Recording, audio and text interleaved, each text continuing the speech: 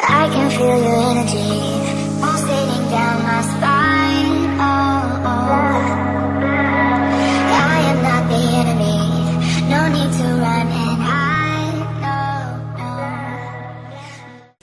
Bonjour à tous, j'espère que vous allez bien. Je suis contente de vous retrouver aujourd'hui. En plus, il fait un super beau soleil, donc voilà, je suis ravie. Avant de commencer toute chose, je voulais vous dire un grand merci. Voilà, pour toutes les réactions en fait que j'ai eues par rapport à ma dernière vidéo, donc sur la fausse couche tardive. Voilà, j'attendais vraiment rien en retour et voilà, j'ai reçu un élan d'amour, mais vraiment, je m'attendais pas à ça. Et voilà, ça m'est allé droit au cœur, vraiment. Merci beaucoup. Vous êtes des amours, vraiment. Et voilà, enfin, j'ai reçu des messages sur tous mes réseaux sociaux, Facebook, Instagram, un peu YouTube aussi. J'ai reçu de nombreux mails aussi de votre part et j'ai pu échanger avec voilà, pas mal d'entre vous. Voilà, j'espère vous avoir aidé, voilà, du mieux que je peux. Et voilà, vraiment merci. Je m'attendais vraiment pas à ça. Donc voilà, merci beaucoup.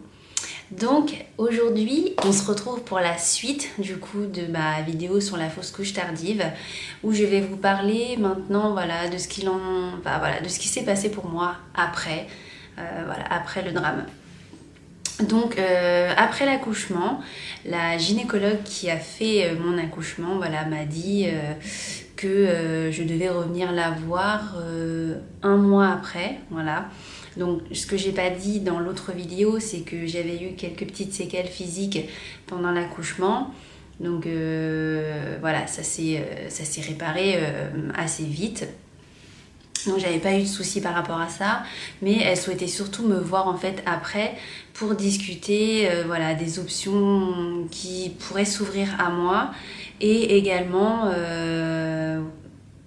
voilà, je pense qu'elle voulait vérifier aussi si j'allais bien, enfin si on allait bien, parce qu'elle voulait nous voir, mon mari et moi, en même temps. Donc un mois après, on est retourné la voir à son cabinet. J'avais pas encore eu le retour de couche. Donc nous étions voilà, en décembre.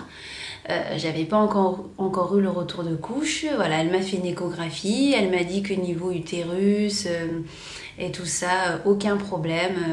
Voilà, tout semblait se remettre très tranquillement.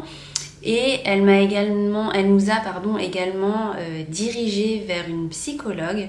Voilà, dans le service en fait, il y a une personne qui s'occupe, voilà, qui voit les personnes en fait qui ont eu des drames comme le nôtre. Et voilà, elle nous a donné l'option d'aller la voir sans aucune obligation. Et voilà, elle nous a dit au pire on peut essayer une fois et si ça ne nous convient pas on est libre de recommencer ou non. Mais voilà, j'ai trouvé l'initiative plutôt bien puisque voilà, à son niveau elle est censée s'occuper de ce qui se passe en grossesse, de ce qui se passe pour voilà, le vagin, etc. Et voilà, enfin j'ai trouvé ça assez gentil et voilà, j'ai trouvé ça gentil de sa part de s'être occupée de ça. Et voilà. Ensuite, elle nous a expliqué également ce qu'elle soupçonnait chez moi, donc par rapport à mon problème. Donc elle soupçonnait en fait une défaillance au niveau de mon col, voilà, de mon col utérin. Donc elle m'a dit, normalement, voilà, en France, normalement, on attend qu'il y ait 2 voire 3 fausses couches de ce type pour lancer voilà, les examens, etc. Moi, elle a dit qu'elle ne souhaitait pas attendre pour moi, puisque de toute façon, elle est quasiment certaine du diagnostic. Donc, elle m'a envoyé faire un examen. Donc, elle m'a envoyé faire une hystérographie ou une hystérosalpingographie. Je ne sais pas si je le dis bien ou pas.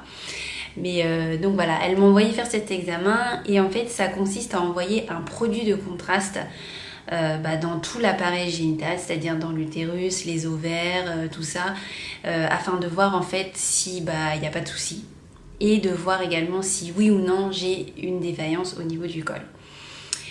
Donc, au moment où j'ai été faire cet examen, je peux vous dire que j'étais vraiment comme ça. J'avais très très peur parce que, je sais pas, peut-être le contre-coup de tout, enfin ça faisait que 1 mois et oui, j'avais vraiment hyper peur. J'ai lu en fait, voilà, chose qu'il faut jamais faire, d'aller sur internet. Je vous le dis, mais moi je le fais tout le temps. J'arrive pas à me retenir, je suis trop curieuse, je veux trop savoir. Donc voilà, je suis allée tâter un peu les avis sur internet et j'ai pu lire qu'il y avait des personnes qui ont eu extrêmement mal. Et moi, je suis vraiment une chochotte, je vous le dis, rien que de me percer les oreilles, je pleure presque parce que j'ai trop peur d'avoir mal. Donc là, quand j'ai lu tous ces témoignages, je me suis dit, oh mon Dieu, je vais souffrir encore, je vais avoir mal. J'avais pas encore accepté voilà, ce corps vide, je me sentais vide. Et j'étais très mal dans ma tête et dans ma peau. Donc je me suis dit de toute façon j'ai pas le choix, il faut qu'on sache si oui ou non j'ai des problèmes, voilà, physiques. Donc j'y suis allée, je suis voilà, rentrée avec mon produit de contraste que j'ai commandé au préalable dans un laboratoire. Voilà, donc je m'y suis rendue. Alors je me suis allongée sur la table et je tremblais de tous les côtés. J'avais tellement peur, je tremblais et les 2 personnes qui étaient là, elles étaient adorables, vraiment. Elles essayaient de me changer les idées. Je me souviens, il y en a une qui parlait de mes chaussettes, parce que j'avais des chaussettes, je crois que c'est des poussins qu'il y avait dessus. Et oui, vraiment, elle adorable, elle me disait « Oh, mais regardez, vos chaussettes, elles sont trop mignonnes et tout. » Enfin, ouais, enfin, ça m'avait touchée sur le moment. Et donc elles m'ont dit, vous inquiétez pas, tout va bien se passer, vous n'allez pas souffrir, tout va se faire en douceur, etc. Donc je me suis allongée sur la table, donc dans la même position que pour un examen gynécologique. Donc ils mettent le spéculum et ensuite elle avait un espèce de long bras comme ça, un peu comme un bras de, vous savez, pour se faire des selfies là, mais en plus long. Au bout, il y avait, je sais plus quoi, une pince ou je sais pas trop comment vous dire. Et elle a mis le produit dans un truc. J'ai pas exactement tout vu parce que j'avais tellement peur que je n'osais pas trop regarder ce qui se passait en bas. Et elle m'a dit de respirer profondément. Et pendant que je faisais ça, elle a donc mis le fameux bras et envoyé le produit de contraste. Donc suite à ça, elle me dit surtout, vous ne bougez pas. Donc je suis restée, de toute façon j'ai tellement peur que j'étais raide comme un bâton. Donc on m'a pris, enfin elle m'a fait, il y a une espèce de machine qui passait comme ça au-dessus. Donc j'ai été prise en fait comme ça tout en longueur de face, sur les côtés. Et voilà, c'est tout. Et donc après cet examen-là, j'ai pu voir donc sur les radios, je sais pas si on appelle ça des radios d'ailleurs, mais bon, sur le rendu, j'ai pu voir mon appareil génital. C'est la première fois que je le voyais, donc ça m'a fait tout bizarre, avec le produit à l'intérieur. Et sur ce compte rendu, c'était indiqué que j'avais aucun souci au niveau des ovaires, que le produit était passé sans problème. Parce que vous savez, souvent il y a des personnes aussi qui ont le souci de faire soit des grossesses extra-utérines du fait que l'œuf en fait ne descend pas dans l'utérus mais reste dans les trompes. Donc voilà, moi j'ai pas ce problème là, il n'y a pas de problème, ça descend bien dans les trompes et tout ça. Enfin le produit est passé sans souci. Et à l'intérieur de l'utérus, aucun problème. Ils m'ont découvert des espèces de masses, des fibromes, mais ça je le savais déjà puisqu'on l'avait vu pendant la grossesse. Donc les fibromes en fait c'est comme des masses de graisse qui se trouvent dans l'utérus et ça peut être bénin, tout comme ça peut être problématique pour une grossesse si c'est trop gros ou autre. Moi en l'occurrence il n'y avait aucun problème, ils étaient placés à un endroit qui gênerait absolument pas une grossesse. Et d'ailleurs pendant la grossesse, pendant les échographies et tout, l'ancien gynéco me disait oui il y a 2 fibromes mais il n'y a pas de souci. Enfin, à l'époque, il y en avait 2 fibromes et quand j'ai fait l'hystérographie, il n'en restait plus qu'un seul. Donc voilà, les fibromes, aucun problème par rapport à ça. Et enfin, en ce qui concerne le col, donc ils ont bien vu que j'ai en effet une malformation congénitale, ils appellent ça comme ça, et du nom de béance. Voilà, j'ai une béance de col et en fait, ça signifie que mon col n'est jamais fermé. Voilà, il y a toujours une partie qui reste ouverte, ce qui explique qu'il est lâché aussi vite, en fait, voilà, qu'il est lâché aussi vite sous le poids du bébé. Et étant donné que, voilà, je menais une vie tout à fait normale, que j'étais partie en voyage, que je travaillais beaucoup, forcément ça appuie aussi la chose. Donc c'est l'explication que mon col est bien lâché. Donc sur ça, j'ai été soulagée qu'on trouve mon problème et soulagée aussi d'avoir refusé, si vous vous souvenez, je vous avais dit que avec mon mari, on avait refusé de faire une autopsie sur le bébé.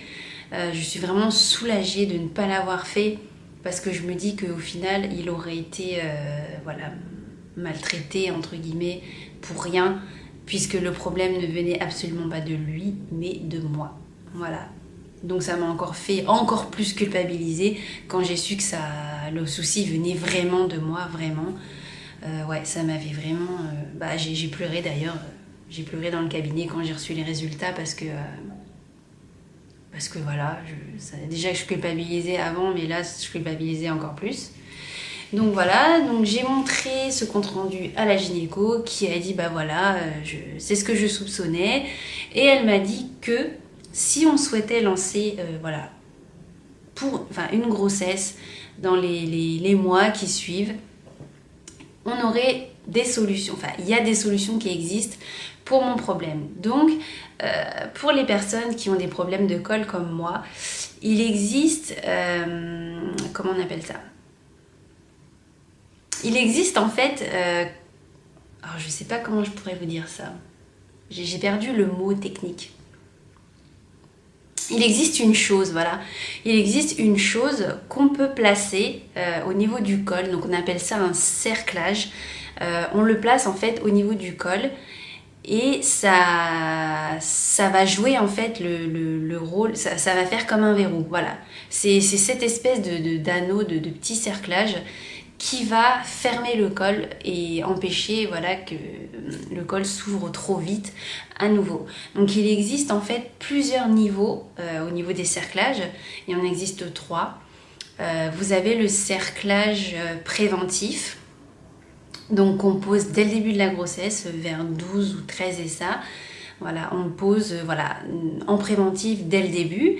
Ensuite, si la personne a fait vraiment plusieurs fausses couches, donc 3-4, on le met un petit peu plus haut en fait au niveau, vous avez le col, alors je sais pas du tout dessiner un col, je sais même pas à quoi ça ressemble, mais on va dire que ça va être un truc comme ça, de ce style, et en fait le préventif il va être placé vraiment sur la fin, le bout du col, le bout qui dépasse, et le second cerclage, il sera mis beaucoup plus haut pour jouer le verrou bien avant, parce que c'est arrivé qu'il y ait des personnes qui ont le cerclage préventif, mais la poche en fait du bébé, en fait tombe dans le cerclage, tombe dans une partie de la sortie ou du col, je suis désolée pour les termes que j'emploie parce que je suis pas médecin, mais je parle avec les mots que je connais.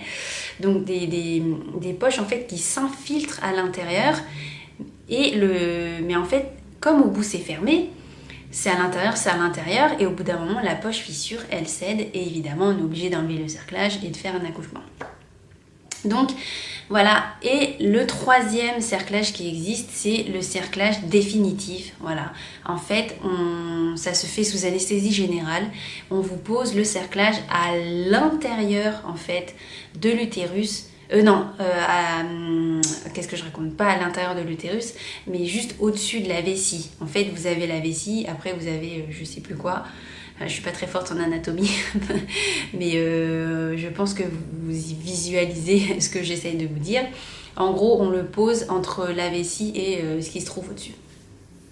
Donc celui-là est définitif, une fois qu'on vous le met, on vous l'enlève plus, mais voilà, ça reste quand même, de ce que j'ai pu lire, parce que je me suis énormément renseignée sur la question, de ce que j'ai pu lire, le cerclage définitif, ça reste risqué comme intervention, même si il a pu apporter Enfin, il a fait ses preuves, voilà. Ces 3 cerclages-là ont fait leurs preuves, voilà. Donc, une fois qu'elle m'a expliqué tout ça, moi je lui ai dit dans ce cas-là, qu'est-ce que je vais avoir comme cerclage si, si je retombe enceinte, voilà, prochainement. Et elle m'a expliqué que pour moi, ce serait le préventif, puisque elle se dit que, étant donné que je suis arrivée jusqu'à 23 semaines de grossesse avec un bébé qui pesait déjà 800 grammes, elle a dit, je pense que le préventif est suffisant pour vous et qu'il n'y a pas besoin de mettre le second. En fait, chaque cerclage ont un nom, mais je les ai plus en tête, je ne m'en rappelle plus. Donc, je lui ai dit d'accord, pas de souci. Et donc là, elle a commencé à en venir aux choses sérieuses. Elle nous a expliqué que, étant donné que le choc a été quand même assez violent, qu'il fallait déjà qu'on attende, qu'on se remette déjà émotionnellement et moi physiquement. Parce que elle a dit que c'était pas un accouchement... ça a été fait par voie naturelle, mais c'était un peu comme un accouchement forcé, vous voyez, parce que si en fait l'accouchement a duré aussi longtemps, c'est parce qu'en fait mon bébé était très haut dans l'utérus et il avait absolument pas l'intention de descendre et de sortir. Et c'est pour ça que l'accouchement a duré aussi longtemps, parce que j'avais beau pousser et ça ne servait à rien puisque le bébé ne descendait pas. Donc après il s'est enchaîné beaucoup d'autres choses, mais ça voilà, je préfère le garder pour moi. Mais voilà, vous aurez compris et je vous donne les grandes lignes. Voilà. Elle m'a expliqué qu'en gros mon corps a subi vraiment un choc. Il n'y a pas que moi qui a subi émotionnellement, mais mon corps aussi. Donc elle m'a expliqué qu'il fallait vraiment que j'attende. Et elle m'a également dit, et ça je pense que c'est le rôle de tout médecin et je la remercie vraiment de m'avoir dit ça, elle nous a expliqué qu'en fait voilà, je ne suis pas vieille. Voilà, à l'époque j'avais 29 ans. Je ne suis pas vieille, mais j'ai pas 20 ans non plus. Voilà. Et elle m'a expliqué que plus je vieillirais et plus mes chances d'avoir un enfant seraient moindres. Voilà. Après, donc, en fait, ce qu'elle essayait de nous dire, c'était que si ça marchait pas tout de suite, qu'il fallait pas qu'on s'inquiète et que ça viendrait avec le temps et qu'il fallait pas être obsédé, vraiment vouloir absolument être trop obstiné, vouloir absolument retomber enceinte tout de suite. Enfin voilà, elle a été préventive avec nous en nous disant que si ça marchait pas tout de suite, c'est parce qu'il y a telle et telle raison. Tout en nous expliquant qu'une femme à 20 ans est extrêmement fertile et arrivée à 30 ans, elle l'est toujours, mais beaucoup moins que voilà, à l'âge de 20 ans. Donc voilà, après ce rendez-vous-là avec mon chéri, on était... je sais pas trop en fait, je sais pas trop ce qu'on a pensé dans notre tête. On était perdus sans être perdus, on a vu beaucoup de réponses, beaucoup d'informations. Et voilà, c'était assez perturbant. Ouais, c'était perturbant comme rendez-vous. Ah oui, et j'ai oublié de vous dire, elle nous a dit si on voulait redémarrer les essais, qu'on devait attendre minimum 3 mois pour être sûr que voilà, niveau corps et tout, tout serait bien remis comme il faut et lui laisser le temps de se reposer. Donc nous, on a continué notre petit bonhomme de chemin qui était très difficile.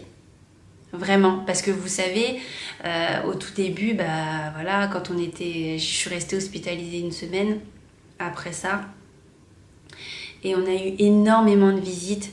Vraiment, notre entourage était adorable, notre famille, nos amis, vraiment, ils ont été là à 100% avec nous et je ne peux que les remercier. Vraiment, ça, sur le moment, je regrette un peu de ne pas l'avoir montré émotionnellement et physiquement. Mais dans mon cœur, vraiment, j'étais extrêmement flattée, extrêmement touchée de savoir que vraiment, il y avait autant de monde qui... Même si je sais qu'il y a des gens, voilà, que notre entourage nous aime, nous protège, etc. Mais quand on le voit, c'est encore autre chose. Donc ça m'avait extrêmement touchée avec mon chéri. Je me rappelle, on s'était dit ça. Et donc voilà.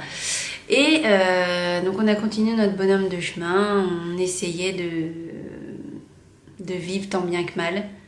Même si plus les jours passaient et plus mon mari, lui, il parlait pas trop. Moi, je passais mon temps à pleurer, je sais pas, vraiment, on traînait des pieds, enfin c'était horrible, horrible. Il